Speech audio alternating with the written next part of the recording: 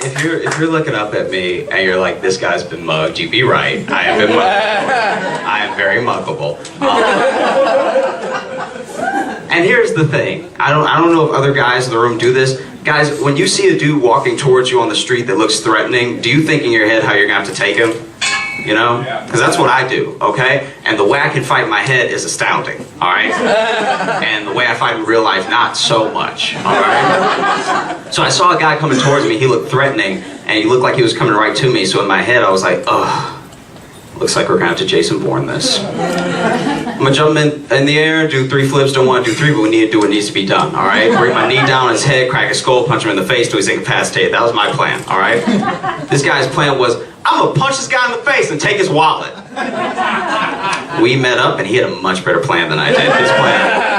His plan was on fire, execution, everything, all right? Something that you guys don't know about me, if you punch me hard enough in the face, I pee.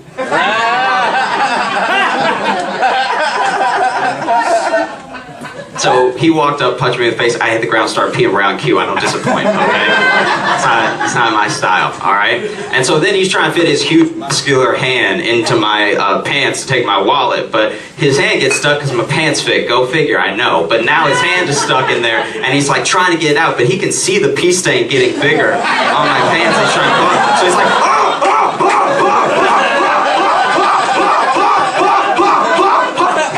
Off the ground at this point. I don't weigh much. I'm 125. Forget it, and he leaves.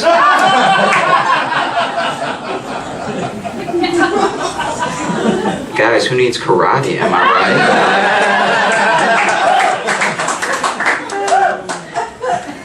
I know I'm losing my mind, though. I know I'm crazy. I know I'm out of my mind.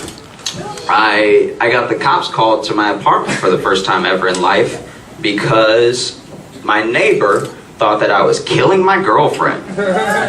So I had to explain to the police, not only do I not have a girlfriend, but it's just me in here. Sounding crazy enough to be 2 people. Right? And in my defense, I was losing a fight to a ceiling fan, alright? Let me explain. We've been to the moon, okay? And we use little pieces of glass to talk to people in China if we choose. But there is still no clear indication when to stop pulling the drawstring on a ceiling fan, alright? There's not. You don't know when. And so I'm chilly now. I was warm before, now I'm chilly. I'd like the ceiling fan to stop because I'm chilly, alright? And it's just going...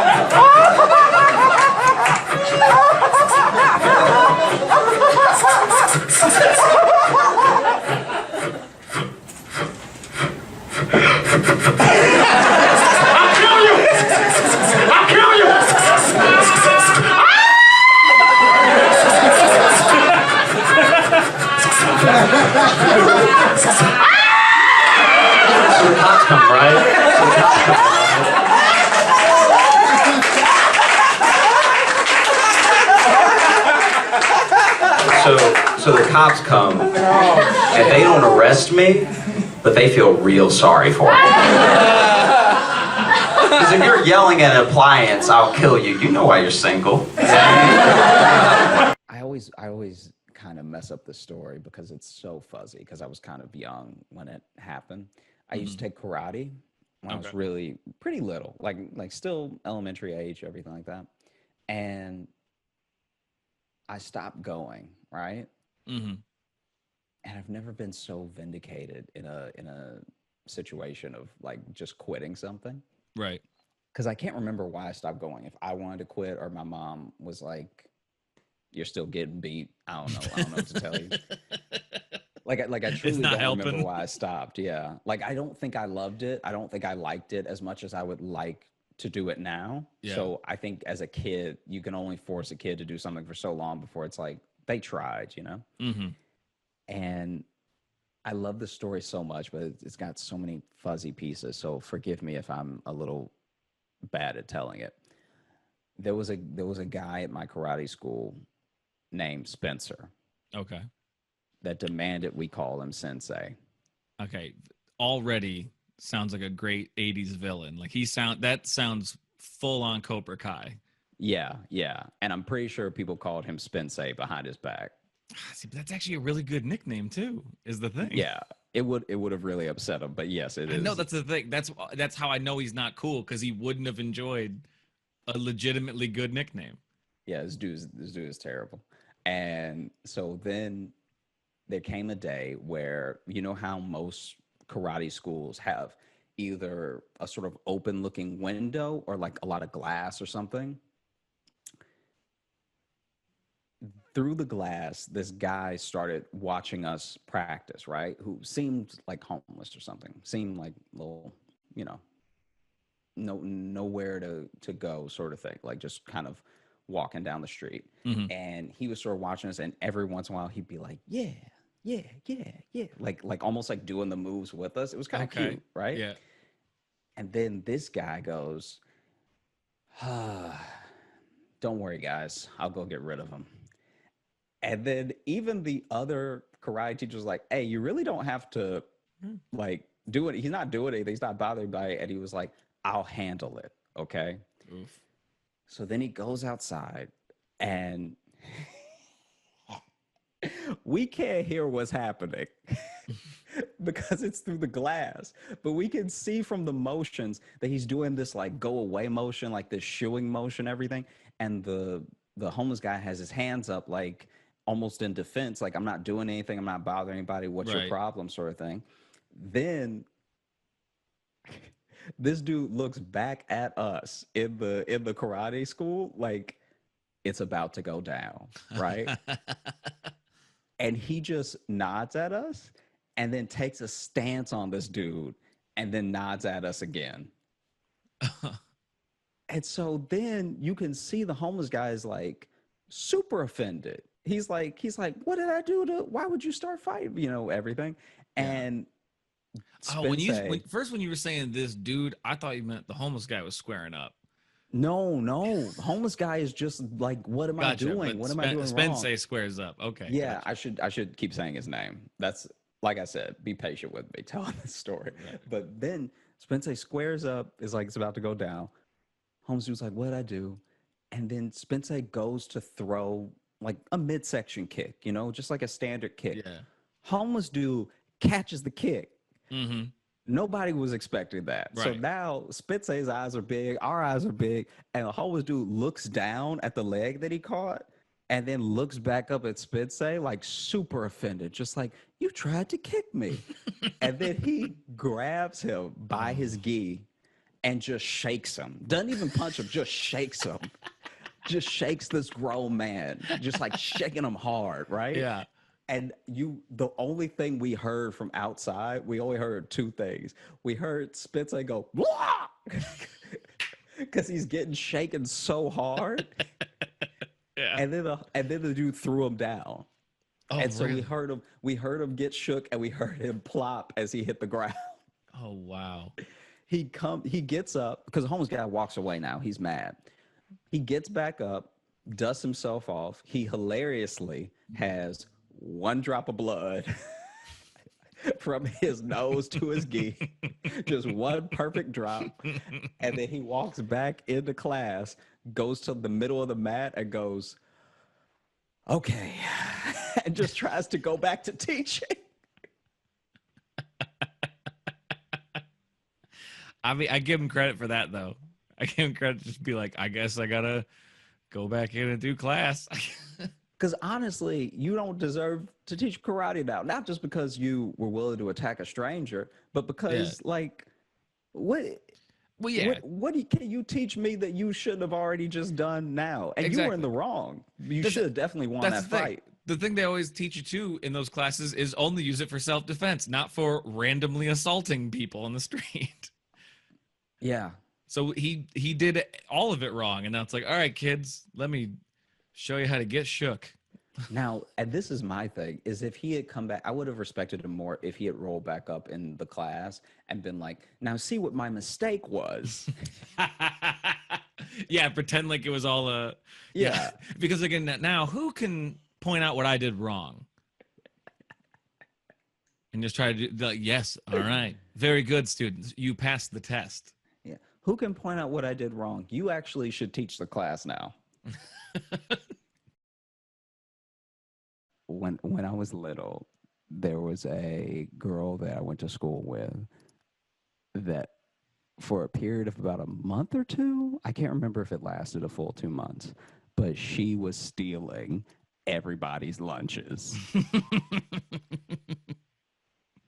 And I can't tell you how stressful it was to be trying to learn your times tables, learn your division, and wonder if your snack pack was going to be there when you got to lunch. It would stress me out. You have no idea. No, And listen. No, I get it. she loved lunch. This girl loved lunch. I can't describe it in any other way, because there was some instances of her almost getting caught, but it took so long to catch her because I don't know when she would have been. She must have been eating fast. She must have been eating slick. She must have been eating all the time, because for no one to be able to get a glimpse of her, because I went to like a school where all of the lunches were together. This wasn't like a school lunch in a cafeteria. This was Right. every little kid brings their lunchbox and puts their lunchbox in their cubby and everything. Right. Are the cubbies in the classroom or are they in the hallway?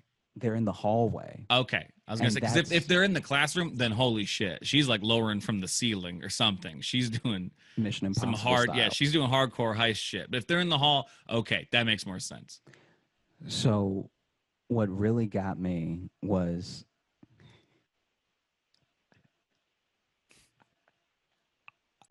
there was a day where I overheard the teachers sort of trying to figure out who it was, because it had gotten to the point where some of the teachers' lunches had gotten eaten too.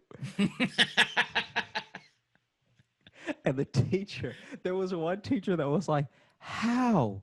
It was in my car." There's a little girl out there with a coat hanger. Just popping locks so that she could get in the back seat to get this dude's hot lunch. Dude, it was absolute insanity. And so I remember that there was one time that my snack pack was gone. There was another time my Capri Sun was. It would always be like either parts of your lunch, but if you had a really good lunch, the whole thing was gone. Yeah. And it got to the point where the teachers were like, some kid is clearly throwing people's lunches away out of spite or something. Like, maybe we should look at who's being bullied, because this is clearly some sort of revenge tactic, because no child could be eating this much. Yeah. Or we got to do daily weigh-ins. Yeah, it was insane. A daily weigh-in would have been good. It would have been nice to just have, because then you would catch the person red-handed, not just on the scale, but I imagine if there was actually a point where every child at that school had to check in, there would never have not been snack pack chocolate yogurt all over this person's hands. Or who knows? This kid already seems to be like a master thief. Maybe they'd somehow always avoid the weigh-in. It got to the point where I put a padlock on my lunchbox.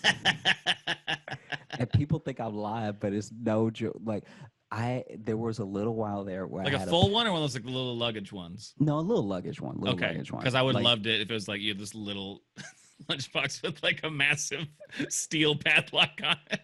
I had a teacher get mad at me when I put the lock on my lunch, because she was like, "Listen, no one's gonna steal your lunch." And to me, it felt like the moment in a mob movie where the police are like, "We can protect you," and then the person who's already watched a bunch of mobsters die be like, "You can't protect yourself," you know? Yeah.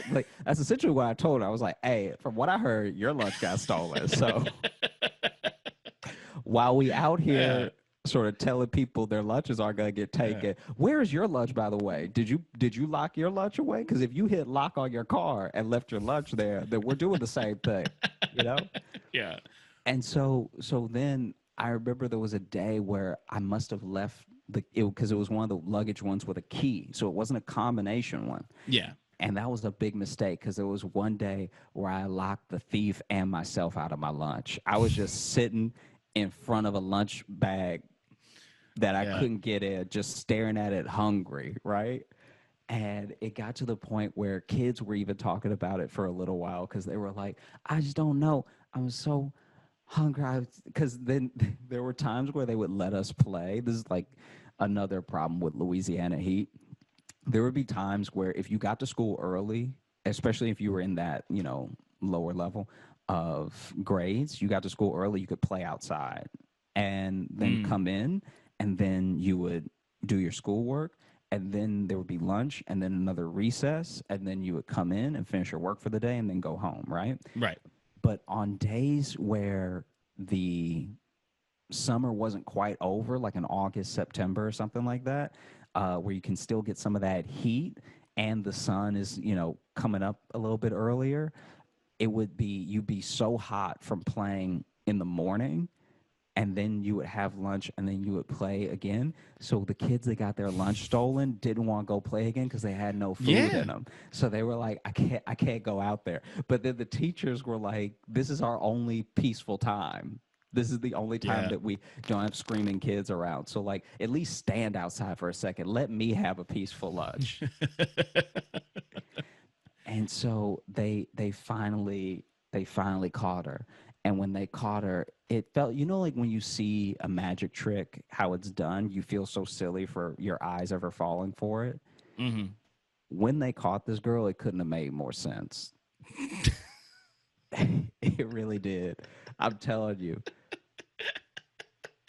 I felt so dumb. I mean, I'm like 7 years old, but I'm still like, Hmm. ooh, I felt so dumb because when they caught her, She's dressed like the Hamburglar. look, Her she, first they words were "robble robble" when you. right? They caught her red-handed, and it was funny because she was trying to put it back real quick, but they was still chewing.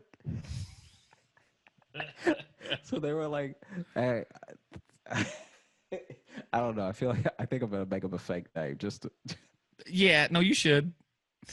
so they were like, Sheila, what are you doing?" And then Sheila was like, nothing. No, no, like had a mouthful of food, and we're all sort of peeking. Not all of us, but a Right. handful of us are peeking outside of the classroom door because this person's being caught, and we're like, oh, is this the. And they were like, Sheila, what are you doing? And she was like, nothing, just put my lunch back. And then pushing the lunchbox back, right?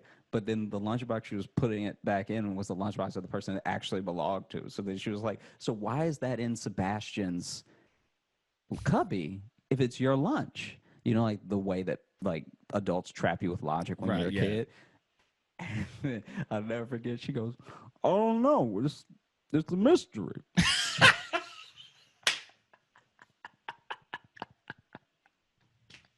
Mouthful. It's a mystery. We gotta get to the bottom of this. Mm, mm. It's we gotta get the cops involved. Do something. It was Follow the truly money. This insane. goes to the top.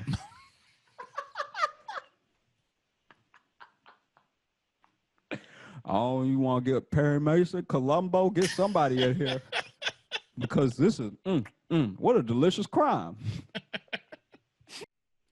I was cleaning leaves off of off of this guy's roof. Like I didn't even know this guy, right? And I was cleaning leaves off his roof for a friend who had like, hey, you need some extra money. Do you want to do this thing, right? So it's like a friend of a friend. This And is in Louisiana this or is in Louisiana, yeah. okay? And so cleaning the like leaves out of the gutters and just the debris off the roof and branches and stuff.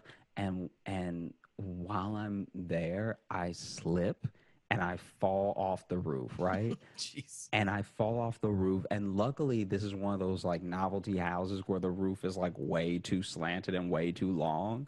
So it's not actually that, like, I'm still scared because I'm falling, but it's not actually that high of a drop, right? Right. So when I fall, I like land on a bunch of flowers, like this flower bed, and I could tell the flowers were special when I landed in them. Like I knew as soon as my back hit those flowers, I was like, these were grown especially by someone whose hobby this is, because they look too nice Right. to just be something naturally occurring. And I got out of the thing, I got out of the like flower bed and was just freaking out trying to figure out how to both like get back on the roof because I don't know why, but the dude like took the ladder with him. So I climbed up So he there. got you up there and then he left with it? He got me up there and then he left with it because I guess he needed it for something else. He only had one ladder. And so I didn't know how I was gonna get back on the roof. And then I also didn't know how I was gonna make this like flower bed situation better. Mm-hmm. And so then I saw what's the one? Is it still a garden hoe, the little handheld one with the three spikes? Uh, I don't know if that's called a garden hoe. I'm not sure what that's called. A But clog? basically, yeah, I grabbed one of the gardening tools that was like still laid out in the yard, and I just started digging these like tiny little holes, and then putting my hand in the hole and just trying as hard as possible to make it look like a paw print. Because I was like, if I can make enough paw prints now.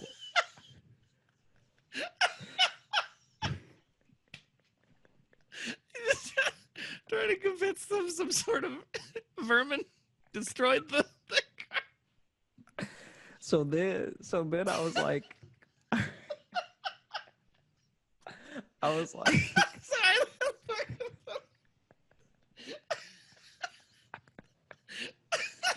Keep going. I'm sorry. I started like poking all these holes and then like getting my hand in the hole, trying to like mold the hole to look like a paw print, and Yeah. then I did like maybe like nine of them. Like honestly, in the time that I did this, I really could have cleaned the roof, right? But I had to That's like, what I was just thinking of just like you spent way more time with your fake meerkat colony than you did with your yeah, actual job. cause then I was like so freaked out that this is like a freelance job and I've done more damage, like I've done more harm than good, that maybe they wouldn't pay me. So I was like, I need to Mm-hmm. come up with something to where they're like, this wasn't his fault or he couldn't have, whatever, right? So Right. then I'm making the paw prints. I finally make what I think is enough, leading from a little bushy area to the bed that I like fell in. Then I have to figure out how to get back up on the roof. So then I try a cartoonish amount of things. I actually try to like, I don't know why I thought I had this balance. So the spade Mm-hmm. that you'll dig with. Yeah. There was another one of the like mostly all the garden tools were like actually laid out, and so I grabbed the spade. I hit the spade into the ground at like the sharpest angle that I could, and then I tried to climb it up to the roof. Oh, So was it was like like a full like long handle one, it was a full long handle. and you tried to And fucking so just Buster Keaton up it, like just yeah, like hoist yourself on 100%. a stick.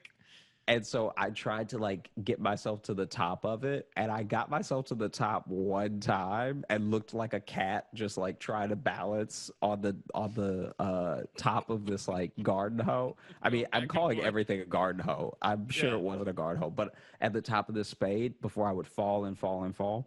Mm-hmm. And so then I freaked out again because I was like, all right, I've done all this damage with the spade. I've done all this damage with the paw prints. And if I can't get back up on the roof, I'm not going to be able to convince them of like any sort of story, right? And so finally, I'm trying to remember how it happened.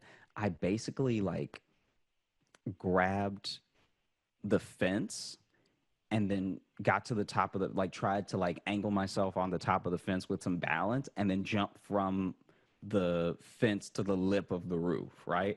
And I Mm-hmm. tried this like three times and I hurt myself every single time. Like I was more bloodied every single time um than the last time. And so finally I get up. I'm already like wiggling, but I just bend my knees and jump as far as I can and grab the gutter, And when I grab the gutter, I hear a little pop because my weight is like too much for the gutter. Yeah, And so I hear gutters are this, real flimsy.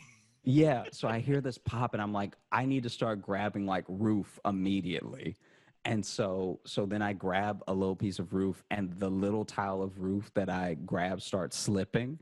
And so I just like in an Acme cartoon, grabbing for dear life for anything they'll actually hold. And then I finally grab some like sturdy tile and start like making my way up. Like luckily I was still working out a lot when I lived in Louisiana, like while I was like still in college stuff. So I had been doing enough pull-ups that I could get myself at least stomach level up the roof and then just start kicking my way up, right? So then I like kick my way up. I'm back on the roof and I have to start doing the leaves and the branches and all the like gutter stuff all over again, right? I finish that and then I finished that, and then the guy gets back, and the guy gets back like almost perfectly around the time that I'm finished, right? And so I was like, I still haven't fully formulated how to sell my story in my own head. Because I've been thinking about it the whole time I've been doing leaves, I've been thinking about like, how am I going to convince this person that whatever happened, happened, right? What happened here wasn't a cartoon catastrophe. Yeah. So then Joshy's Big Adventure. Like I just like, like just that title screen of you with a hoe and a destroyed garden. But basically, the guy rolls up and I'm done. And in my mind, the best thing to do was to fall off the roof again. And and so I went to the lip where the loose tile was, and I made like a very audible, like, whoa, whoa, whoa, whoa, whoa. Oh no. And then I kicked the tile off of that lip where the gutter popped and the tile was slipping. And then I like try to land on my feet but land like right on my butt. Like I it couldn't have the only way it could have gone horribly is if I had landed on my collarbone or something. But I fall. He runs. No, there's multiple ways for it to have gone poorly. You were purposely falling off a roof. But I'm just saying for the angle that I chose, because he still couldn't see me whenever I did this. Like he was still at the front of the house and I'm towards the back, right? So just walk me through again. Why in your mind was the right decision to re-fall off the roof? Why did you think like, oh, this'll cover it. This'll solve the situation. If I just throw myself, oh, it comes back. Okay. It's gonna make sense in a minute. Okay. So then So then I fall, right? He hears me yell and fall. So he runs down the side of the house to me laying on the ground, right? Yeah. And I had to like extra sell it. Like I Family Guy, like try to put one of my legs behind my body, like really look like something might be busted, right? And then he was like, "Oh my gosh, are you okay?" Like, "Oh, I never should have taken the ladder." Like all this apologetic stuff, right? And I'm like, "I'm okay. I just feel so bad about that. I mean, I don't even know what it was like." And I'm trying to get him to say it in case there's anything he's been dealing with. Like, is there like a dog or something you guys have been dealing with? Because this animal, I was finishing up, right? And this animal runs over and is just like bounding around in your yard. And then I was trying to throw something at it to get it to stop, and that's when I fell, right? Because so that way he would connect me falling with my story, right? Right. And then he was like, it worked out perfectly because he was like, "That damn fat cat." He's like, there's an obese cat in the neighborhood that nobody wants to claim, but it's been wreaking havoc for months. And I was like, oh, that must have been what it was. I didn't get a good look at it, but I was trying to throw a stick at it or something to get it out of those beautiful flowers. And he hadn't even noticed the flowers until I said that. And then he looked over at the flowers and he lost it. He was like, my wife's gonna kill me, and I was like, I was correct in trying to make up a story because I've never even met the wife or anything, but I know that these flowers are just as important as I felt like they were when they were in my back. Well, you definitely got that cat killed, though. That's, I mean, you put a target on that cat's head. I mean, maybe, but like, no one knows when the cat comes and goes. It's like it's one of the fittest obese like street cats is how he described it because he's like it's fat but it's still fast. Well, yeah. So ideally, nobody would, come after it. I mean, I commend you, like the leaps of logic that you took to be like, I know how to cover this. I never would have thought, like, I don't know, I'll dig holes. How old were you? So you were in college at this point. Yeah, I'm like 20. I'm like 21.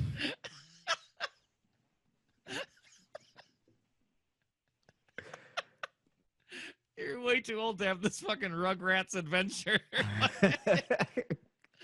No, I think, the cat did it. I'm a little man, and like this thing, I'm not the smallest person you've seen, but I'm just small enough that if I was yelling at my girlfriend in public, it wouldn't bother anybody.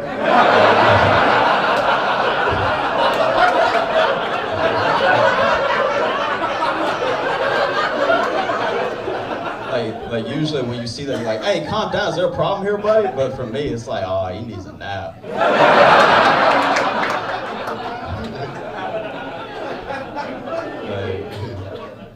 I know I'm not the only one that this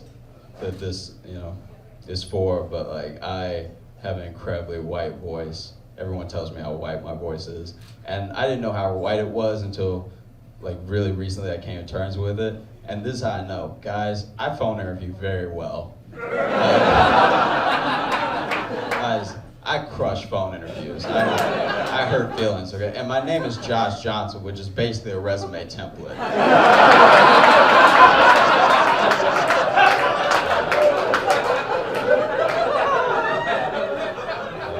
So then I show up and they try not to act disappointed, but we all know what happened. I know you're feeling catfish right now. Let me start on Monday. I don't know, if you're looking at me and you're like, this guy's been mugged, you be right. I'm very muggable.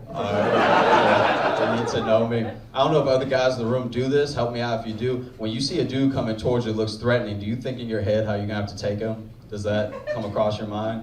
Because the way I can fight in my head is astounding. And the way I fight in real life, not so much. It's pretty terrible. So this dude was coming towards me. He looked threatening, was looking right at me, coming right at me. I thought in my head, oh, looks like we're going to have to Jason Bourne this. I'm going to jump up in the air, do 3 flips. I don't want to do 3, but we need to do what needs to be done. You know, bring my knee down his face, crack his skull, punch him in the face so he's incapacitated. That was my plan.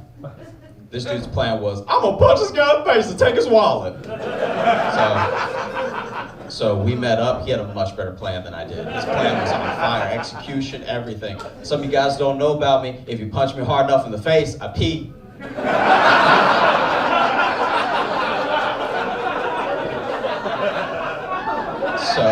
So we met up. He punched me in the face. I hit the ground, started peeing round Q. I don't disappoint, okay? Now he's trying to fit his huge muscular hand into my pocket to take my wallet, but his hand gets stuck because my pants fit. Go figure, I know. But now his hand is stuck in my pants, but he can see the pee stain getting bigger. And my pants are like, he's lifting me off the ground at this point. I weigh 125. Forget it! And he leaves.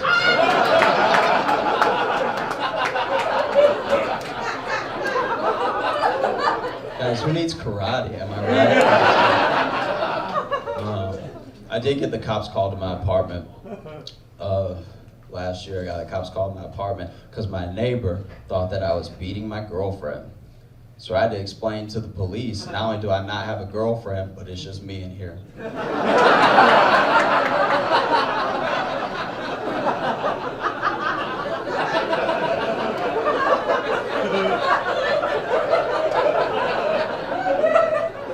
Sounding crazy enough to be 2 people. And in my defense, I was losing a fight to a ceiling fan. Let me explain. We've been to the moon, and we use little pieces of glass to talk to other people on the other side of the world if we choose, but there's still no clear indication when to stop pulling the drawstring on a ceiling fan. Now I'm chilly. I was warm before, now I'm chilly. I like the ceiling fan stop because I'm chilly, okay? And it's just going...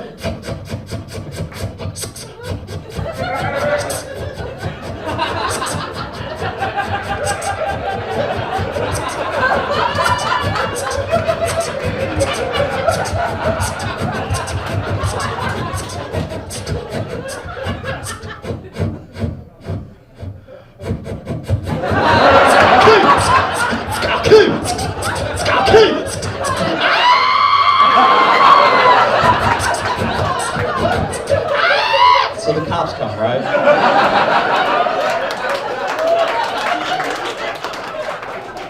So the cops come, and they don't arrest me, but they feel real sorry for me.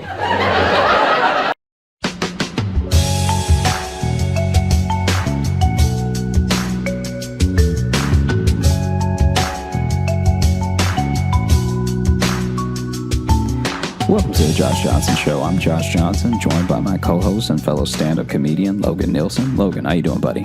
I'm good, man. How are you? I'm very full right now. You're very full. What were you eating? Both on life and this curry, and it oof. like all my movements feel off. It's really slowing me down. Did you eat like a lot of it, or is it just like a dense curry? So not only did I eat a lot of it, I ate it quickly because I knew we were going to record. And so then I was finishing up something else and then wolfed down these 2 bowls. And I mean, I really burned my mouth too. Like it was a trial. I'm sorry, man. I mean, I'm sure I'll recover, but also, woof.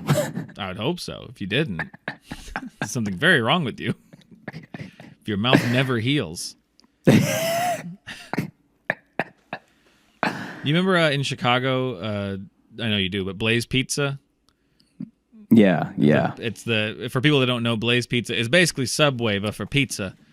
But also better. But better. You can't absolutely. do them like that. No, I'm just saying, but it's that general idea of you're going down a line, having it made in front of you, adding what ingredients you want, and then they put it in the brick oven right there. Yeah. And it cooks like that.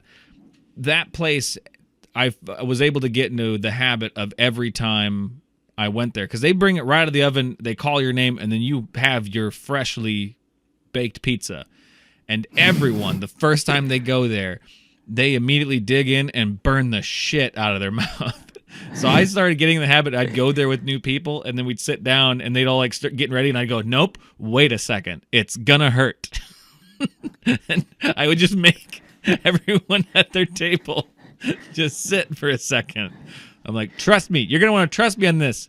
I've hurt myself too many times on the fresh pizza." You just put up a caution light right in front of their plate. I have a little timer, a little egg timer that I set for like 2 minutes. There's nothing that in. makes you feel like an idiot more than burning your mouth more than once on your food. Because the first time is like, look, that could get anybody. All right, anybody can get got with that. Because it didn't burn your hand, so why would it burn my mouth, right? Yeah. But when you burn yourself that third time, you have to wonder, like, should I be able to vote? No, man, but you nailed it. It was like third time, but like the first time I went, I was like, "Oh my god, that's so hot." The second time was like, "Oh god damn it, I did it again." And then by the third time, you're just like, "I need to learn. I need to be smarter than the pizza." Yeah, because even when you pick it up, when you burn yourself that third time, you start to. You really change your perspective on a lot of things. Like you nailed it with the I need to be smarter thing, but I've also been like, how many more times am I going to burn myself? Like, because once I burn myself the third time, I'm like, I think I'm going to keep burning myself. I think I just don't know what hot is until it's been in my mouth too long. Right. Yeah. So no, do I understand temperature?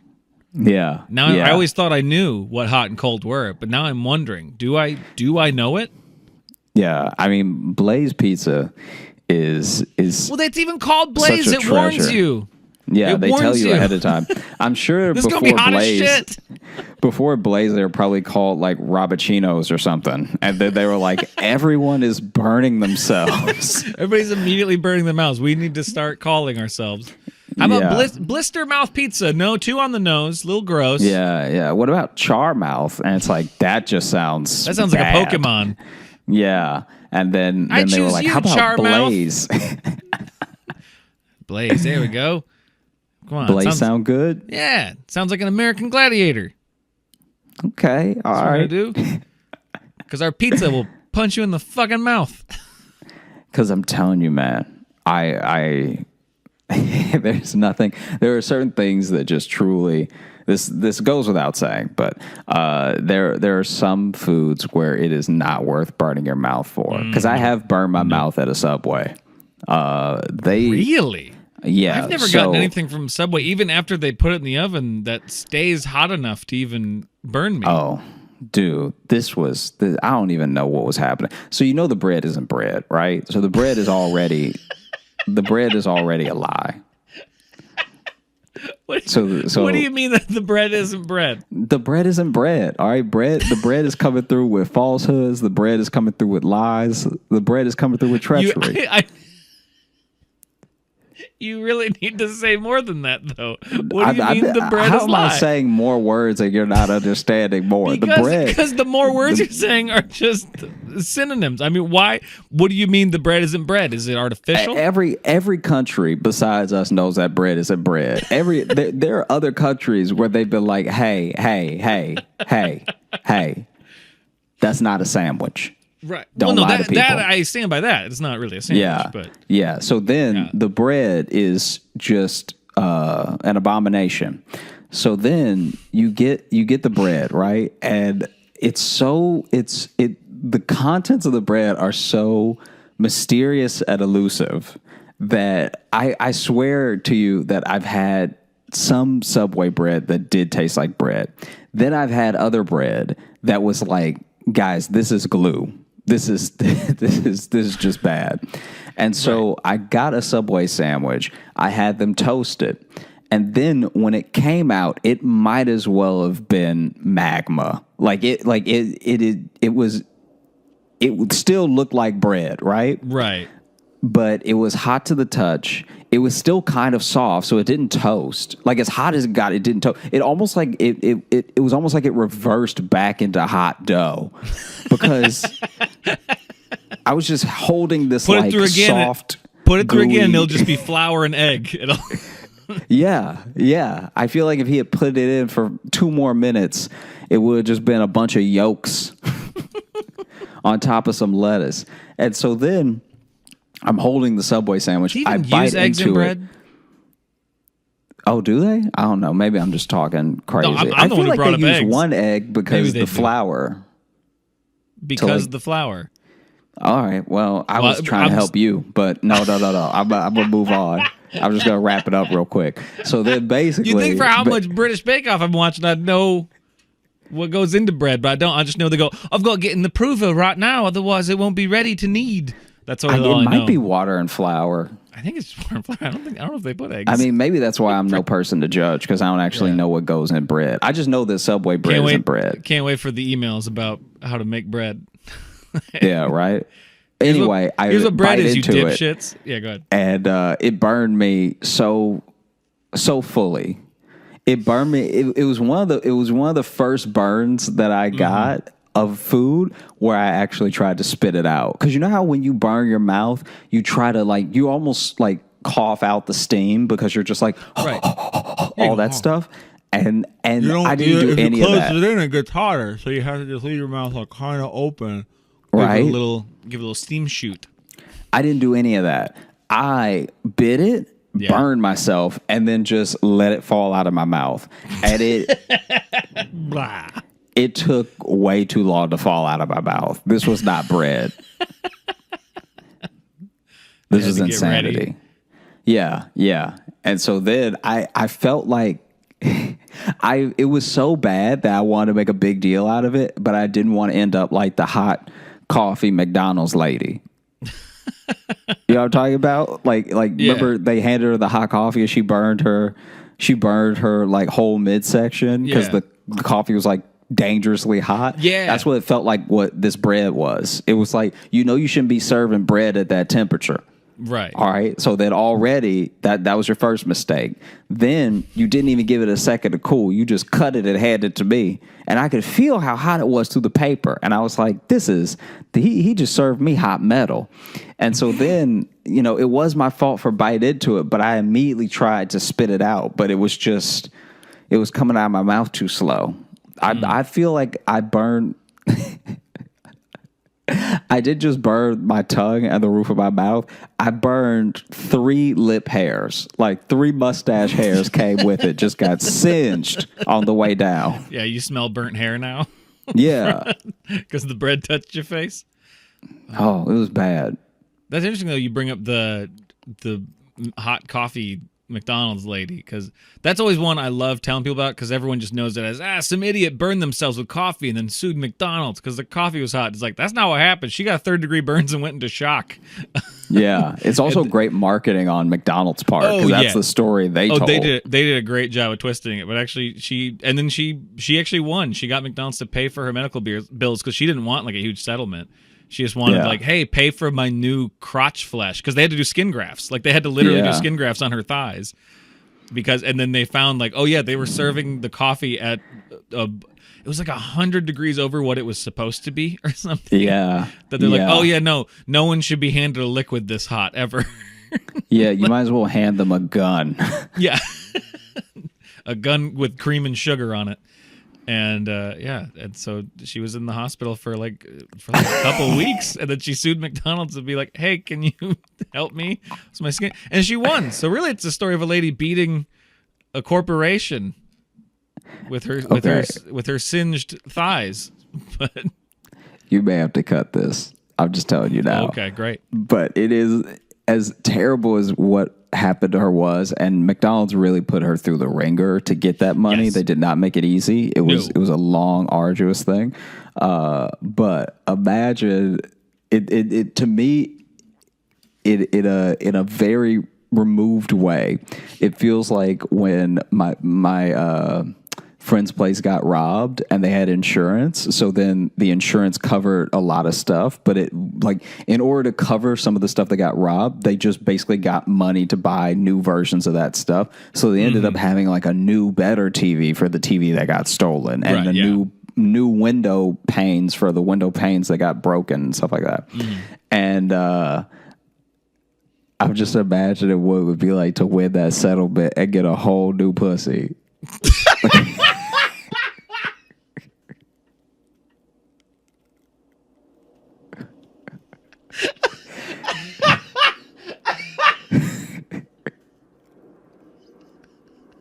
That is just... You took me on this kind of little walk. I was not expecting it to end there. I mean, yeah, who says money can't buy happiness? You get a new model. You get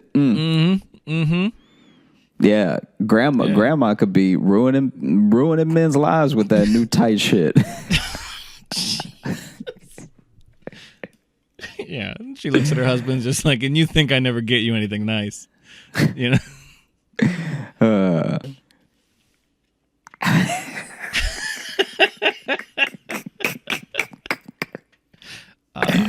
even worse if the pussy shows up in a box, Yeah,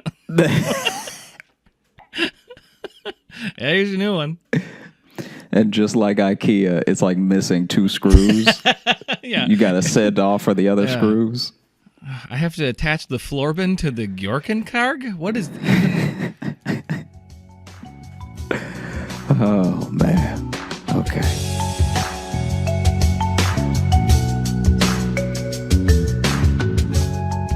So I have a question for you. Yeah. Do you believe in any sort of like clairvoyance or like being able to see the future or have influence in any way on predetermined events, like premonitions or horoscopes, any of that stuff. I mean, not really. Like, I don't necessarily think I don't believe in psychics necessarily, but I don't know. There's some weird shit like I've heard of or witnessed. You know what I mean? Like I've had like relatives that have like weird, like they call somebody and just be like, hey, you need to check on this person. And then they go check and like they were having a stroke or whatever. And this other person like, wow. Yeah, my cousin had one of those. It was a weird one.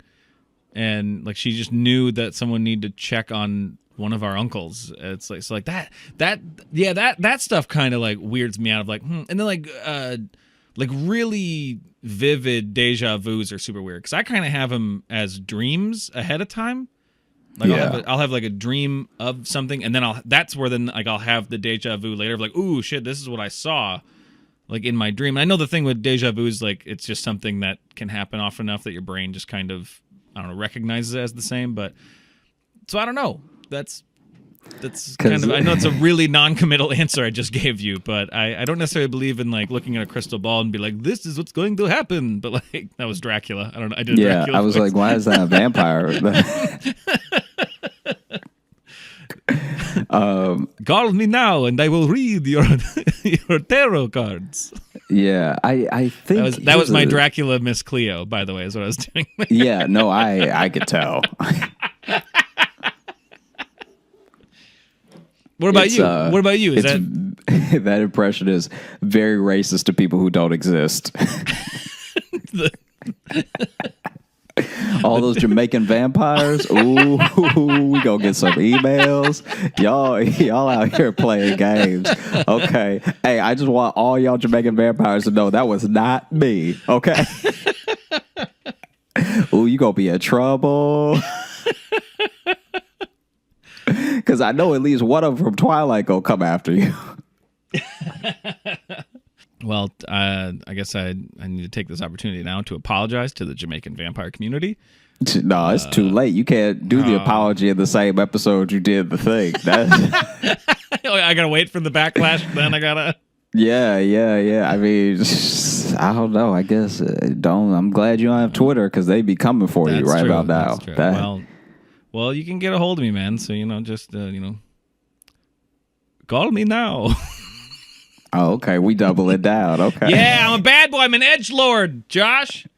Come on. Yeah. No. I. Yeah. What about you? Believe in fucking psychics? What do you? Here's the thing. This is genuinely, I think. You look at people who look at someone like Usain Bolt, right? So he is one of a handful of people, maybe 3 people in the entire planet that can run as fast. Who's a Jamaican vampire? Yeah. You're half right.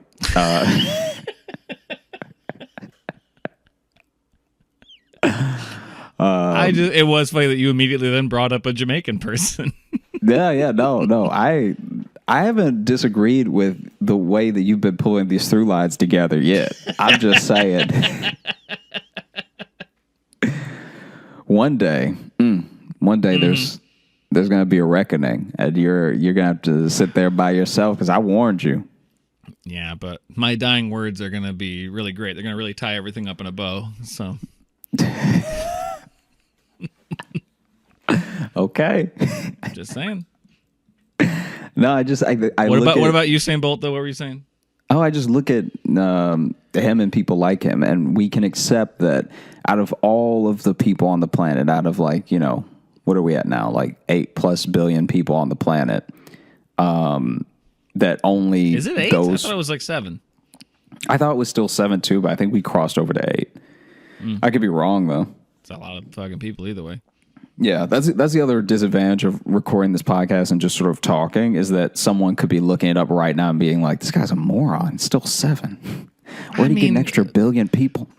If they've been listening the whole time and this is the first time they think we're morons, then good for us for tricking them for so long. So, I mean, sure, yeah, that's true. But I look at him and the Olympians at his level, and it's like, okay, out of 8 billion plus people, only 3 people can run that fast, and we can accept that. But then if you tell me that someone has some sort of other ability, I'm like, no way. And it's like, maybe just out of probability, maybe out of the billions and billions of people, a handful of people have some sort of feeling or notion or whatever. I can accept that. I don't know if I fully believe in it as like a science or or spiritualism as something that is accessible to everybody. I think that we've proven for the most part that the spiritualism in the 1800s and early 1900s was a complete scam, and how they pulled those scams off. But I do think that there are little things I have heard, kind of like what you're talking about with check on this person, and then it turns out they were like, we do have little shared experiences of like, and maybe energy is the wrong word, but we do have that about each other. It's like that feeling when someone's staring at you and you can just feel it, even though they were behind you and you had no reason to see them.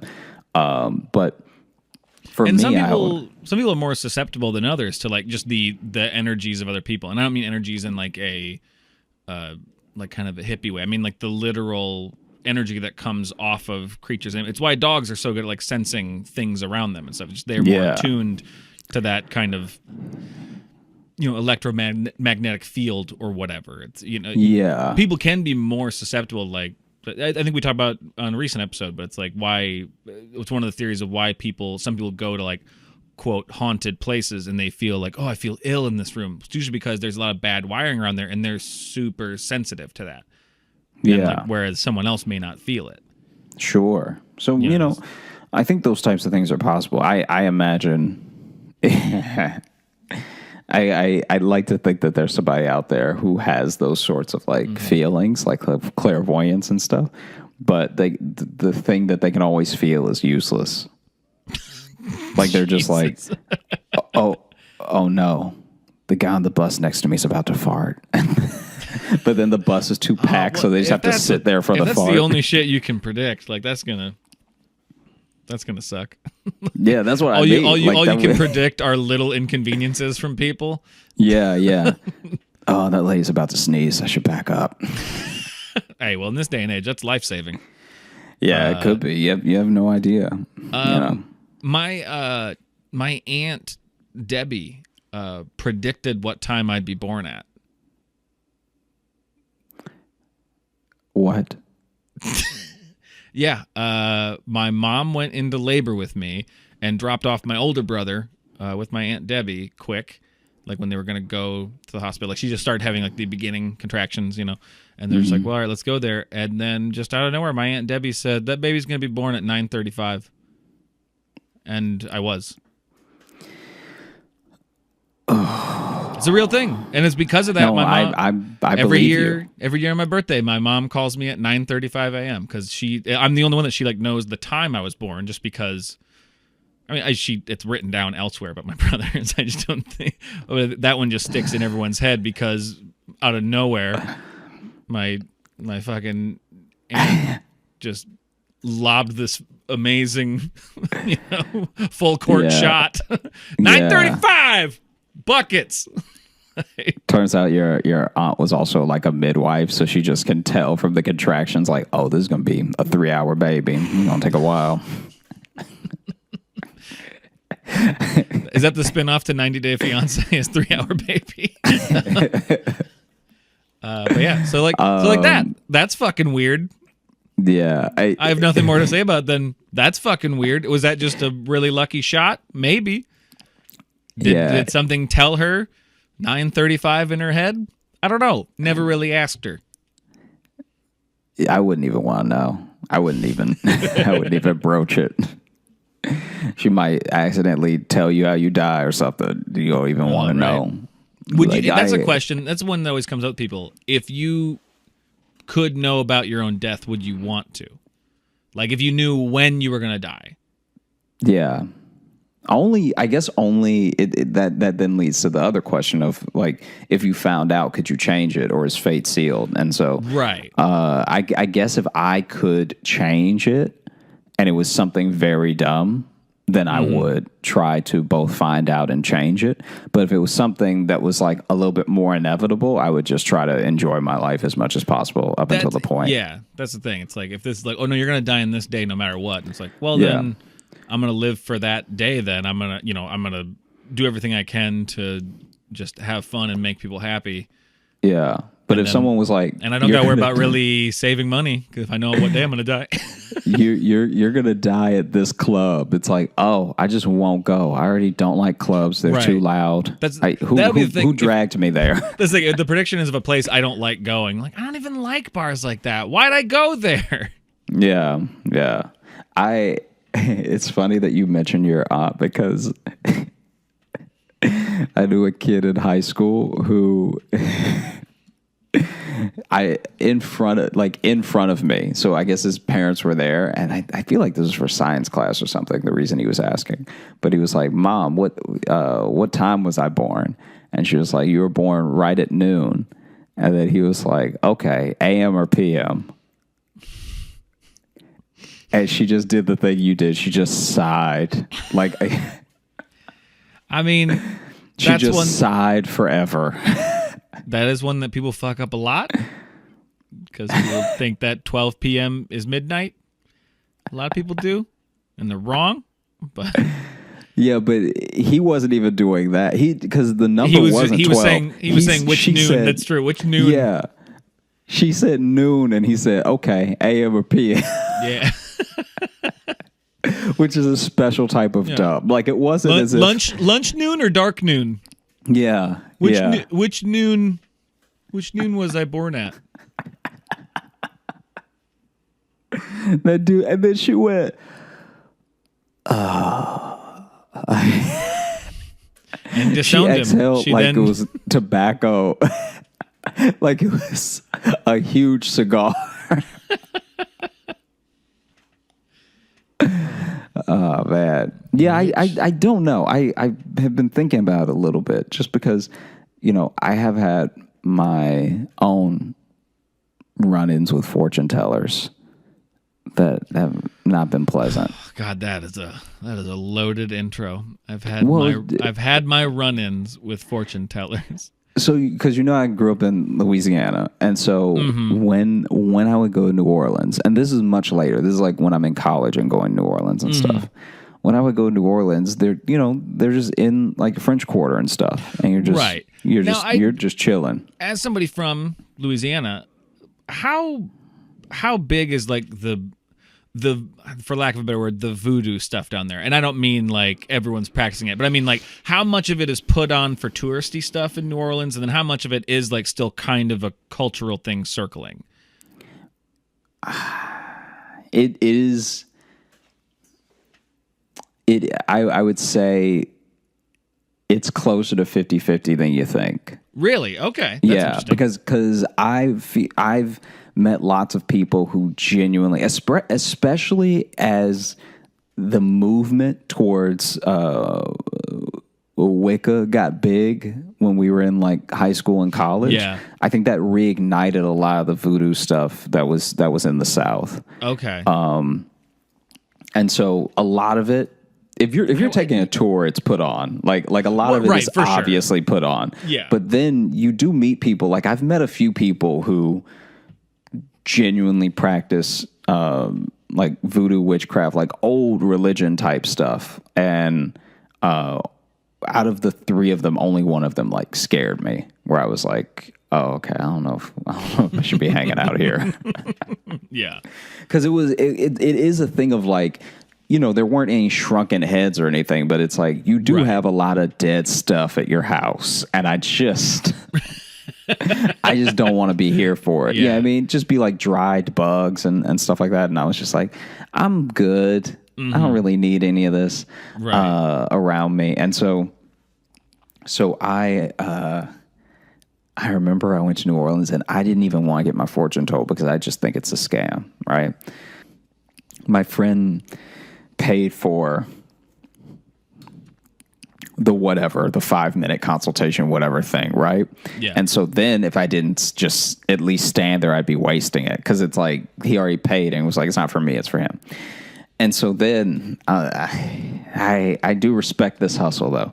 So then he pays for my fortune to be told, and then the fortune teller lays out the cards, like these are tarot cards, right? Yeah. Lays out the cards, lays out the last card, and goes, ooh. And then scoops up all the cards and then walks away. And I was like, I think you just paid for me to now believe in that thing. Because now I got to track this person down to be like, what did you see? And it's like, what salesmanship? What really keep them coming back for more?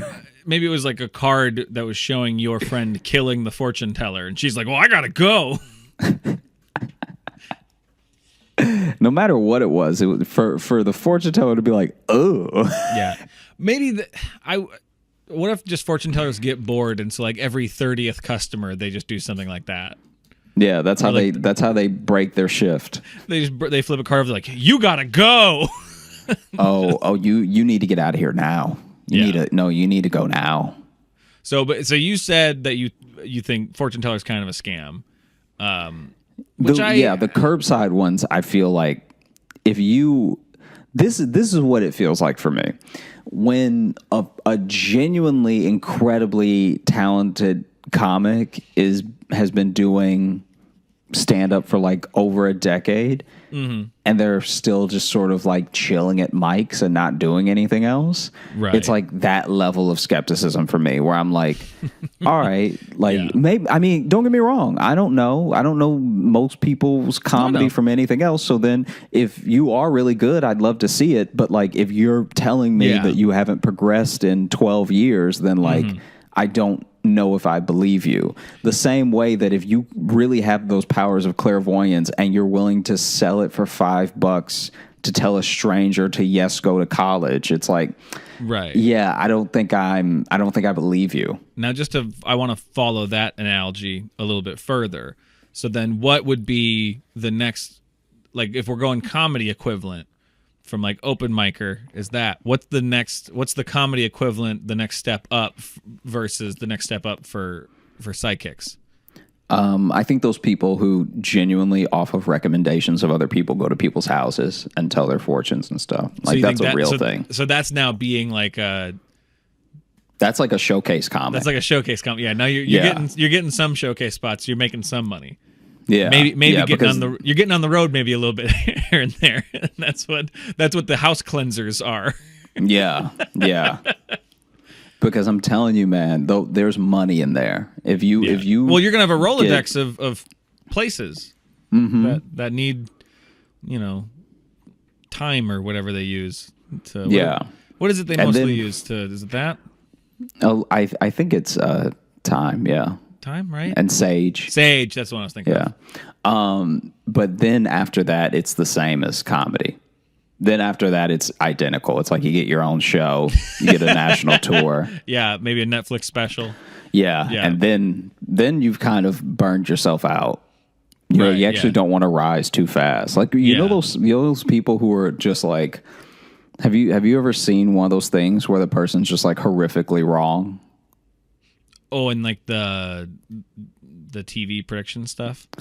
The TV prediction stuff and so especially in the 2000s, there was a huge movement of like almost like akin to back in the day spiritualism where people would have these like live shows. Yeah, that's what John Edwards hit that whole thing. The where he would go up to people and be like, I'm getting something with a J.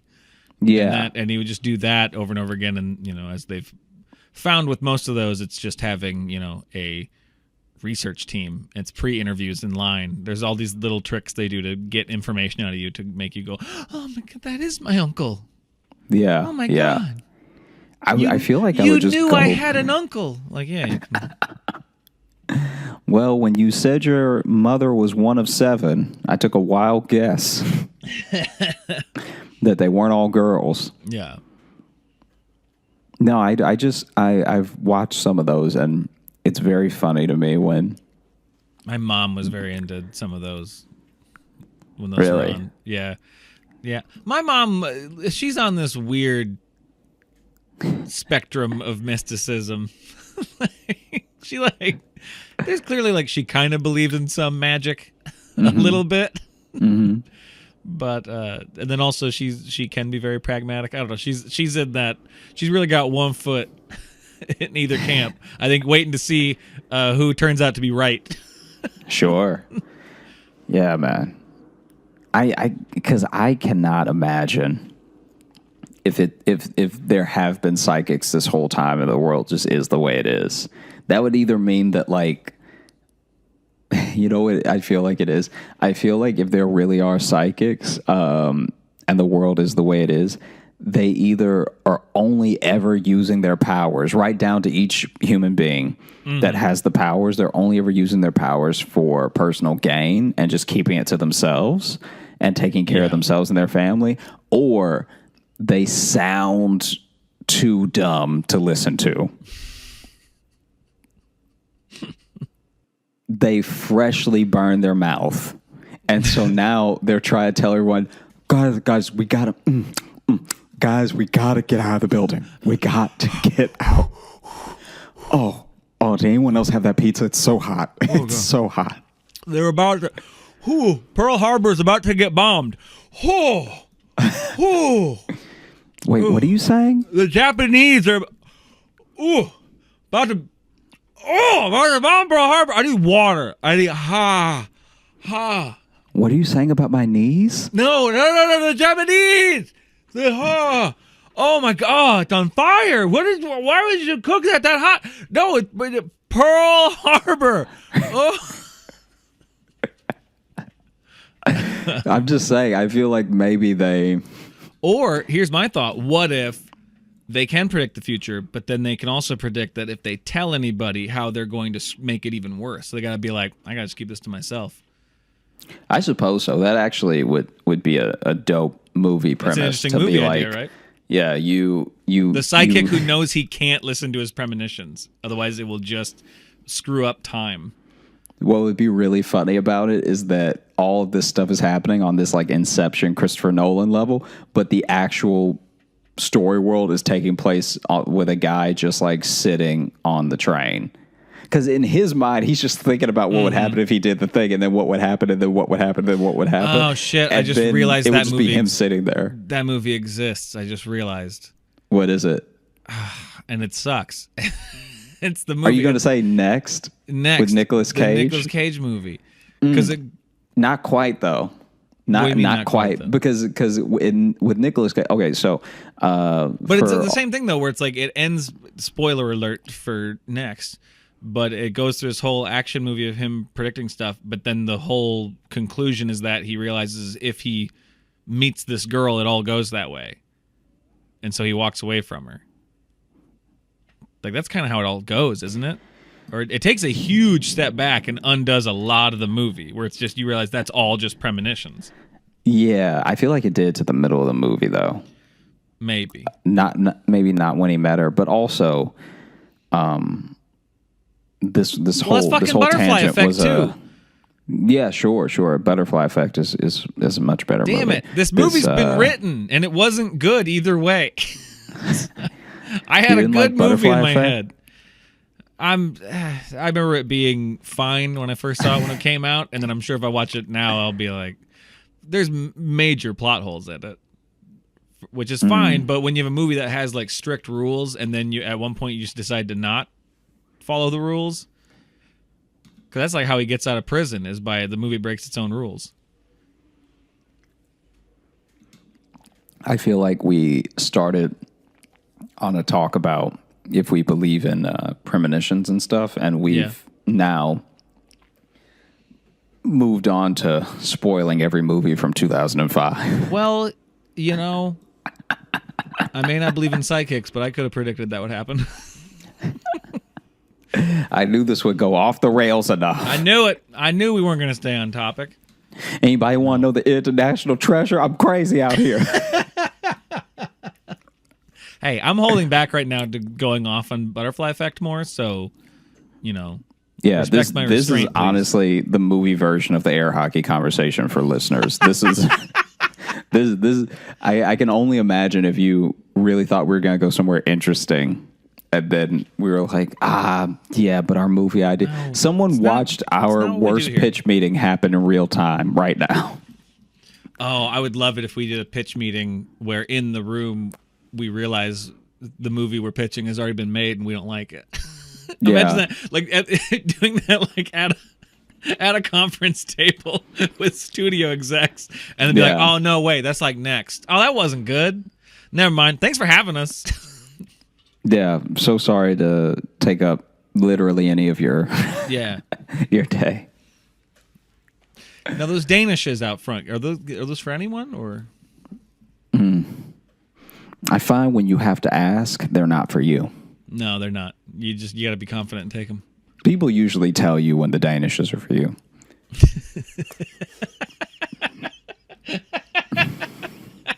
I don't know that. I've just never been to a place where I could have the Danishes and no one told me. Yeah. Any place that I've seen Danishes and then wondered if I could have one, I was not important enough to have a Danish. I don't know. That sentence just tickled me. That was up there with either be a magnet or don't. It was just, it just had that same energy to it. It's way too many words to put on a T-shirt, though. It is, but whatever. I like cumbersome merch. Is that the name of the company? Yeah, that's my new merch company, Cumbersome Merch. We make T-shirts and stickers that are all just fucking heavy. Just everything. It's just hard to lug around. All the they're extra thick. You get real sweaty in them. Anyway, what else about what were you magic? gonna say? No, I was just gonna segue back into magic. What's up? Oh no, just I did get a fortune cookie one time that predicted the next day that I had. Really? Yeah. How so? What did it say? Okay, so the fortune cookie was, that esoteric language they all use and everything. So that was like, it was like you will. I don't know if I'd call it. It's fake esoteric. Sure, but it's still an attempt at the thing. Like, no, for sure. It's trying to sound profound, but when you think about it for any amount of time, you go, "That's the most vague shit I've ever heard." Yeah. Anyway, so let me see what my lucky basically, numbers are. It was like you will have to be more flexible than you've ever been before, which was like weirdly direct, right? Because it was also when you're eating Chinese food too, getting full, you don't want to think about, I gotta limber up now. Right? I got the meat sweats. I'm gonna lay down after this. I gotta start stretching out my hammies. Shit. Am I about to get chased? Am I about to get chased right now? Tell me. You have to tell me, fortune cookie, if I'm about to get chased right now. Sorry, go ahead. Oh no, just it was like you will have to be more flexible than you've ever been before, which is already like a real full sentence for a fortune cookie. And like could when mean I a broke variety it of open, things. Yeah, when I broke it open, I was like, this needs to be also on the back. You can't really fit this many words. Yeah, I needed a deciphering on the back. Yeah. And so, so then the next day, I realized that I had a date, and this particular date, I was supposed to cook at home for the date. Okay. Right? I forgot that up until like 2 hours before. Wow, that's a big thing to forget there, bud. Because in my mind, I was like, oh yeah, I never asked where we were going to go. And then I looked through the text again. I'm like, oh no, it's here. And it's like, and I got to cook something like now. So I'm assuming you offered it then. Yeah. And forgot that you offered to me. Because that shit would be on my mind ever since I offered it. Yeah, but it had been like a week or something. And so then I was just looking like left and right nonstop for like different things that were already in the fridge, right? And nothing that could make a meal was there. Yeah. Nothing that it was nothing that wouldn't look like I learned to cook in prison. Right, yeah. So then I had to run. Prison spread. Yeah, right. I had to run to the grocery store, and then was trying in the moment to decide what I was going to cook.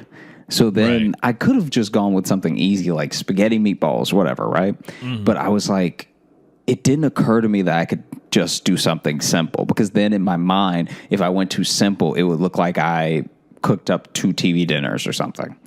So, I really wanted to like do something impressive. And so I settled on a chicken parm. Okay. Which already, not crazy, not like, it's not a souffle, you know what I mean? But I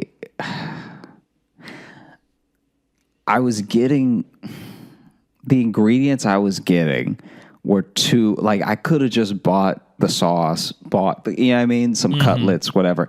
I still, in my mind, was like, it didn't occur to me that I could just simply buy the cutlets, bread them, heat them up, bake them, whatever, get the sauce ready, throw the sauce on, throw the cheese on. I went way back. I went like, I just bought a whole chicken. And now I got to learn how to cut its head off and pluck the feathers. Right. So I just bought this whole chicken.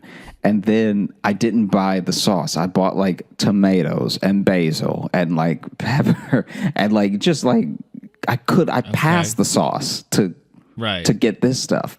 Wow. So you, having completely forgotten that you were going to make dinner at home, you decided now's the time to learn how to make everything from scratch. Yeah. Wow. Yeah. Because in my head, I was I give you credit for the confidence. I give you. It wasn't confidence. It was a panic. Yeah. I was trying to dress it up for you, but I've never in a panic bought a whole chicken. What do I? Oh, I guess this. So I admire how unearned confident your panic attacks are. And so I rushed back home, and luckily it's not like too far, but I've burned 30 minutes, so now I have an hour and a half, which already does not seem like enough time. Doesn't leave a lot of room. Yeah, to get this whole raw chicken in any form of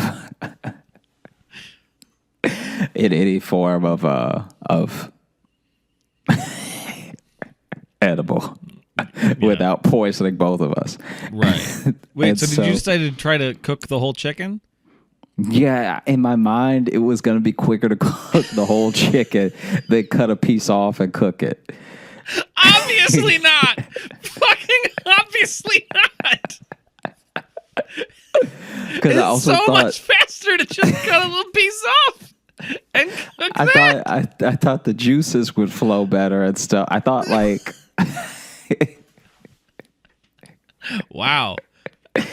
And so then I was trying to do so many things at one time. I was like grating the cheese, because I bought a block of the like Parmesan cheese. So I was grating the cheese onto a cutting board, and then I was also chopping up the tomatoes and like dicing some onions, all the stuff. And then the chicken was like, right on the stove and everything. Right. And then I don't remember what I was trying to do that I had to move the chicken, but basically I was also trying to make this like appetizer that was also breaded. So maybe it was like mozzarella sticks or something. I was trying to make something that was like that also breaded. Dude, jeez. Yeah, this was a bad idea.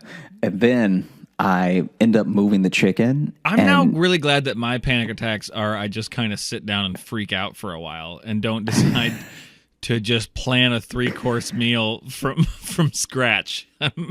I'm glad I panic differently. 3 courses, please. So anyway, you already got apps in a whole chicken.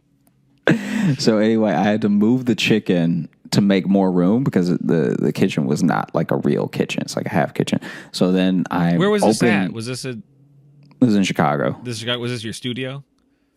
Oh, yeah. This is, and so then I move the chicken from the stove to the fridge, and the fridge door is just staying open because I'm just in and out of it, like grabbing stuff, putting stuff back, everything. And then I am trying to basically get these mozzarella sticks ready because in my mind, this is also very backwards, but in my mind, I was like, if I can at least get the mozzarella sticks done, I could always... Yeah.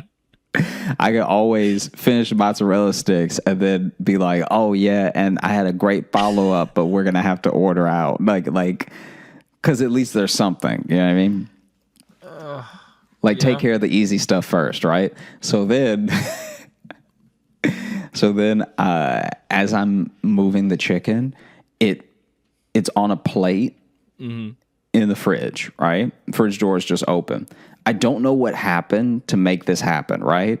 But it just starts to, maybe it was because of how I quickly placed it there, but it just starts to almost roll out of off of the plate and out of the fridge. Yeah. And so then I make a jump to catch it because I'm like, this chicken cannot fall on the floor. Right. Like I'm already not making a good dinner. You know what I mean? And I've done all the stuff, like where you take the syringe and you put it in the chicken and stuff like that. Like I've already.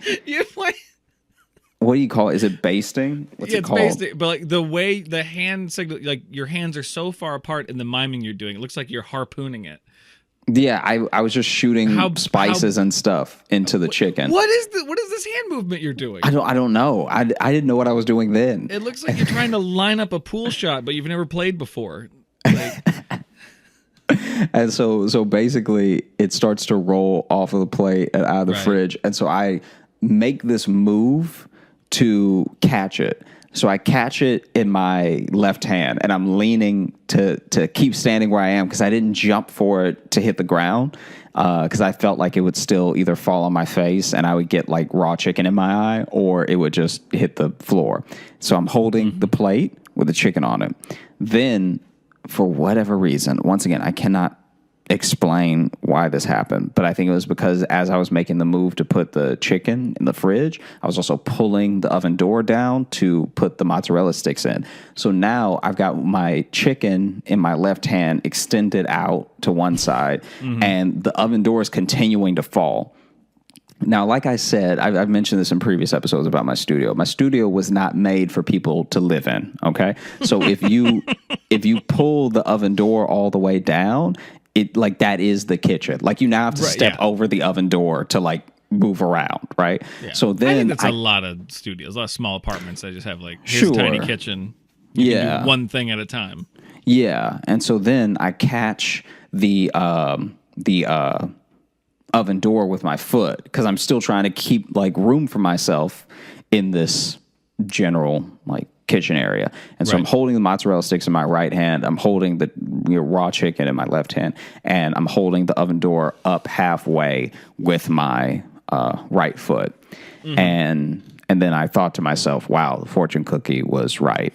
And then I dropped all of it. I forgot how this fucking started. I'm gonna be completely, and you just tried to blow past it. I'm just like, yep, I had to be very flexible. Anyway. Yeah, I mean, I ended up dropping the chicken on the floor. Okay. Yeah. So then I'm now past sidekicks and fortune cookies and everything. How'd this date go? I mean, not well. There was nothing to eat. Did you even get the mozzarella sticks done? It looked really bad. It looked really bad. Oh. It looked like I shot a bunch of mozzarella sticks in the face. Because I don't know how they get mozzarella sticks to close. Yeah. Like mine just looked like two dry logs with all the mozzarella seeping out when I pulled it out of the oven. Okay. You did breading around them and everything? The breading was what held. So, the breading was holding like a log, and then the mozzarella just seeped out, and it Okay. Did you cover Yeah. the ends, or did you just roll it on the sides? I don't remember what I did, but whatever I did was wrong. I mean, I don't know why I'm asking. I don't really have notes to make it better. I'm just trying to. Yeah, I mean, when I pulled it troubleshoot out, it was really bad. Right. Yeah. Okay. So, how do you feel like you could have better heeded the fortune cookies warning? How do you feel like you could have used that warning of tomorrow you'll have to be more flexible than you ever have been? I think I should have just ordered in and thrown all the takeout boxes away.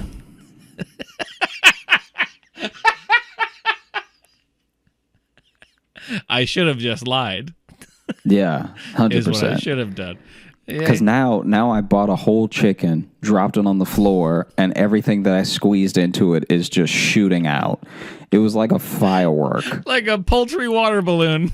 Yeah, because it hit the ground too hard, so then it just exploded in my kitchen. So that's the other reason I didn't get anything else cooked, was because I spent that whole time that I had left cleaning up the walls and the floor, because I was like, even if I cook the most amazing chicken parm now, it's gonna smell like raw chicken juices all in my kitchen. Oh, man. My favorite thing about doing this show is how we can start with any topic, of even starting with mysticism, the idea of premonitions and psychics, and it still ends with you just dropping shit. I've never, I didn't even know a chicken could do that. Like, you would think the chicken had way more holes than the one that I was putting all the juices into. Right. Because it legit it was like someone put a stick of dynamite in it, because obviously it didn't explode where there was like a chicken wing over here and a thigh over there. But Hey, if anyone would find a way to do it, it'd be you, bud. But dude, when I tell you, I could swear that I dropped it from maybe slightly above waist height. So it's not like I threw it down or like I was holding it up and it spiked it in victory. Yeah. And the way that it shot, just turmeric and like chicken stock juices all over the drawers. Mm-hmm. Like, my sink wasn't I had to clean my sink because it some of it was it got everywhere. It got in the fridge door because the fridge is still open. So now there's chicken juices. The fridge door. I was so angry. I was so upset because at the moment that I caught everything, I really felt like I was styling on life.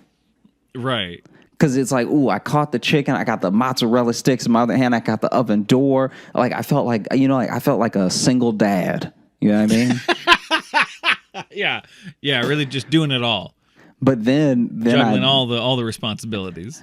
I dropped the chicken and got chicken juices on my knees, and then the mozzarella sticks burned out. They just leaked immediately. Right. And so then I just had a bunch of chopped tomatoes on a cutting board next to some Parmesan. And a sheet of melted mozzarella. Yeah. I didn't even have if I had lettuce, I could have made some sort of caprese salad or something. But I didn't even have any lettuce. I didn't think to get any. Mm-hmm. Well, I think that settles the debate. Fortune cookies are real. Yeah. It's actual magic. He should have been more flexible. He needed to be. All right. Mystery solved, I think. Yeah, if you ever get a fortune cookie that's a whole sentence, you should burn it. Yeah. Do you think that solves it or just gets it out of your mind at least? I would be interested in what burning a fortune from a fortune cookie would do. Well, I mean, probably nothing, since they were just something invented by a guy in San Francisco. But and they have no ancient mysticism wrapped up in them at all.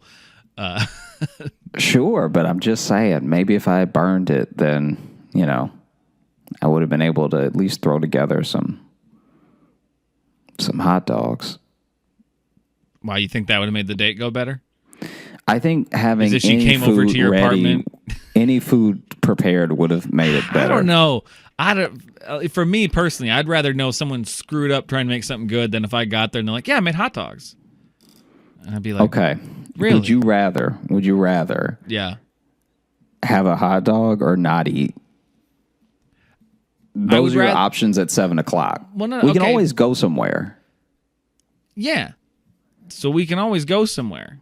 I'd rather do that than have apartment hot dogs with a person I'm trying to get to know. How are apartment hot dogs worse than you said that like they're worse than like baseball stadium hot dogs? When you're going to someone's apartment expecting dinner and that's what they have, that's just a letdown. Because you don't even have to like cook those. Can I tell you though? Can I tell you right now? Just look, I'm just trying to be honest with you. Let me tell you right now. Go ahead, you sound a little bit like a gold digger. Okay. Oh, okay. All right. Because I'm out here trying to do my best. Okay. Yeah. And you're I throwing told chicken you I bought to the whole ground. chicken. All right. Yeah. I already told you. So yeah, you bought the whole chicken. Left, You had no idea what to do with it. You know. No, see, this is how you get and you do that, and you try to vamp to find something to say back because you know I'm right.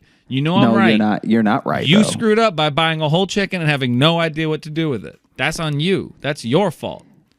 Look, all I'm saying is if I attempted to cook you a nice dinner, right? Then you want to come over to my place and scoff at my apartment hot dogs, as you call them. I wouldn't scoff at them to your face. I'd eat the hot dogs and be polite, and then we'd never go on another date unless you were like trifling. Unless we really hit it off, Josh. We could really hit it off. You're trifling. Yeah. Yeah. Because I'm out here doing my best. Okay. I hope you like your dry mozzarella sticks because apparently your standards, I can't beat them. So let me give you what I got, which was the crispy, burnt, breaded part of the dry mozzarella. Mm-hmm. To go with my floor chicken. Chew on that. Yeah, you really got me, bud. You really dunked on me by making me eat the food you fucked up. You really got me. You really got me with that conclusion there, buddy. Yeah? Oh, you think you're so high and mighty? Eat this horrible thing I made. Yeah. You're a bad person. What does that even... I don't even know what you're trying to prove. Yeah. No, in real life, the date was fine, especially after I explained what happened. It was funny because after I explained what happened... there was this moment where what you're talking about should have happened, where this person should have like scoffed at me and been like, wow, this guy does not have it together. But then maybe it was just the way that I described it. They acted like it happened to me. So then... Were they like, I'm so sorry? Yeah. Which is actually really nice of them. That is really nice. No, and I'm not saying they should scoff at you and write you off. I'm just saying... You're going to start at a deficit if you invite somebody over for a nice dinner and then all you have is hot dogs. That's what I was trying to convey. Can I tell you, though? Yeah. Because there might be some people who got married because of that, because of bad apartment food. Just this week, actually, my girlfriend went to go get a COVID test. And while she was getting her COVID test, it was like raining. And she was like had to stand in this line for a really long time, longer than it took me to vote. And it's pouring, and so it's like, man, if she doesn't have COVID, she's definitely gonna give me a cold because this is not good conditions to say you're about to go in a medical facility, right? Right. Yeah. And so then she texted me and she was like, "Hey, do you want to?" Start dinner for me. And I was like, yeah, sure. Like I tried to play it off like cool, like, hey, it's okay, babe, I got you, And then immediately after she sent that text, I panicked and I was like, what did we even say we were going to have for dinner? So then I bought a whole chicken. Anytime Josh panics in the grocery store, just this. See, you trying to bring up old stuff. Yeah, old shit that we covered minutes ago. But then I started this curry, and I had watched her make the curry a handful of times, right? She's made it plenty of times, but I've only ever really paid attention a few times. And I tried to do it myself, and man, it was like, so basically she gets in the apartment, she's soaking wet. I feel so bad. And then she's like, have you started it? And in truth, it's almost finished, right? So it was wrapping up as she got back. But then I was like, listen, okay, I don't know if I burned the couscous or not. And I'm going to tell you, I started boiling the water, but the water won't boil right, okay? So then I tried to boil another pot of water, and then I just had to pour that out. So maybe I'm trying to boil too much water, okay? But I chopped up the carrots, chopped up potatoes, got sweet potatoes in there. I did everything I was supposed to do, but the curry won't act right. And then once again, she was like, oh, it'll be okay. And then at that moment, the fridge just popped open and a chicken rolled out. Yeah. Blood everywhere. Can you imagine? Because that was the thing. It took me so long to clean up all that chicken. Mm-hmm. Like, it would. That, like, even if there were specks of blood on me at the beginning of the day, just look, I know what it looks like, but it's chicken, I swear. Yeah. Anyway, you just stay here. I'm going to go clean myself off. Here's a cookie sheet of cheese. Yeah, I'm going to clean Peel myself off whatever off. you want.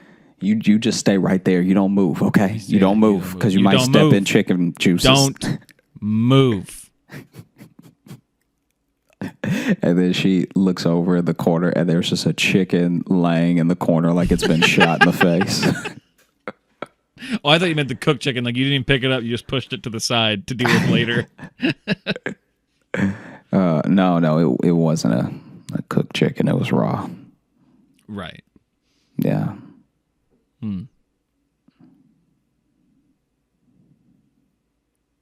Should have been more flexible.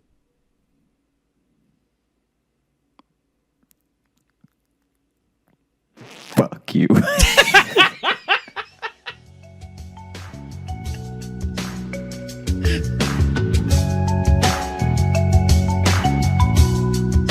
Thank you so much for listening to the Josh Johnson Show.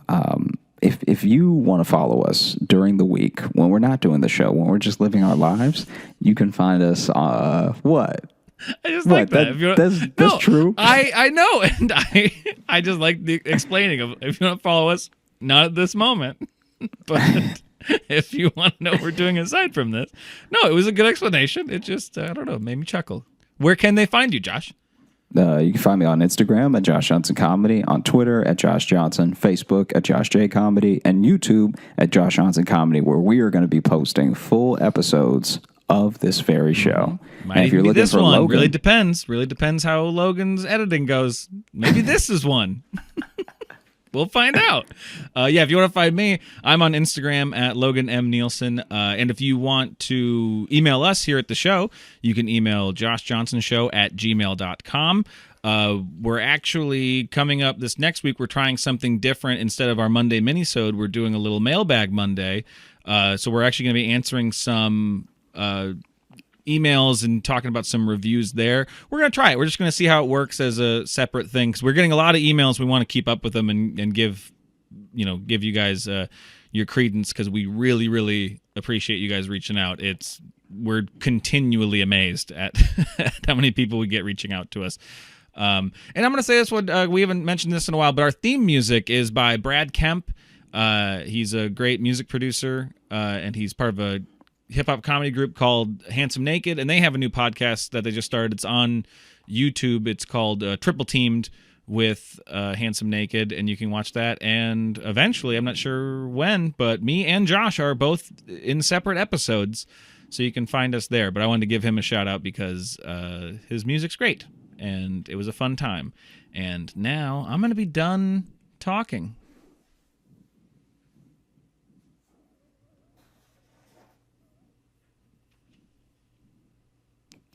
should I stop recording?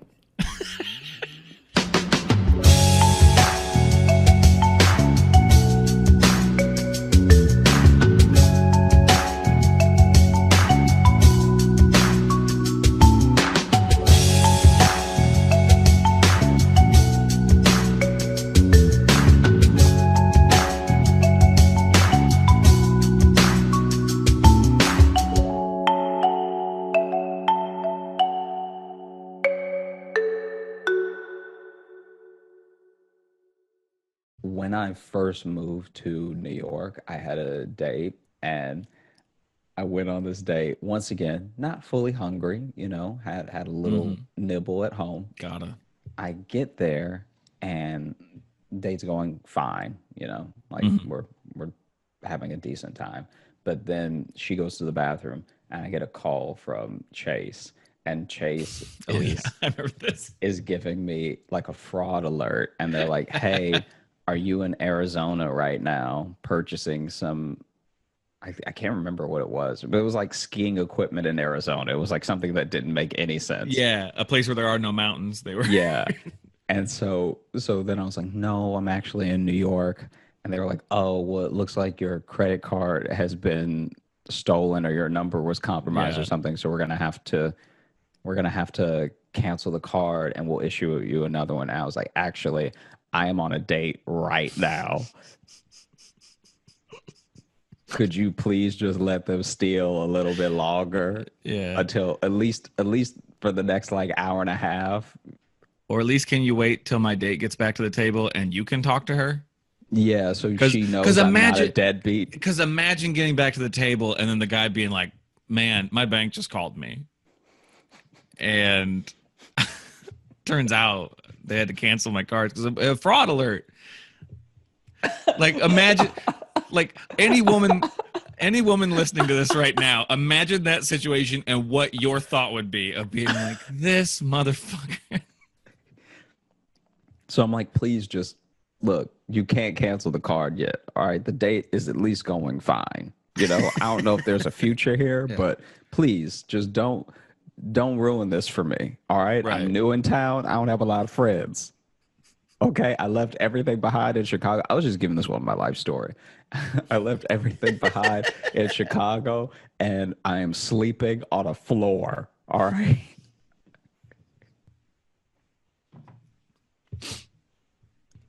Please don't cancel this card, please. Okay? And she was like, well, now that you've said that you're not there, I can't let fraudulent charge. And I'm like, ma'am, please. And so then, so now I'm actually scared I'm going to cry. Why? And then my date will come back out of the bathroom seeing me cry. And she'll ask what's wrong, and I'll be like, I'm on the phone with Chase. And she'll be like, who is Chase? Your ex or something? Why are you so emotional? Like, no, there's a fraud alert in Arizona with some ski equipment.